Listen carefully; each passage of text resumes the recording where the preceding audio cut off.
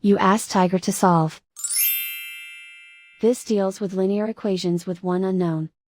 The final result is x equals 18. Let's solve it step by step. Simplify the expression. Group like terms. Simplify the arithmetic. Swap sides.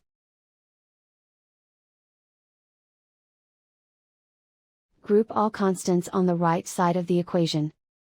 Add 5 to both sides. Simplify the arithmetic.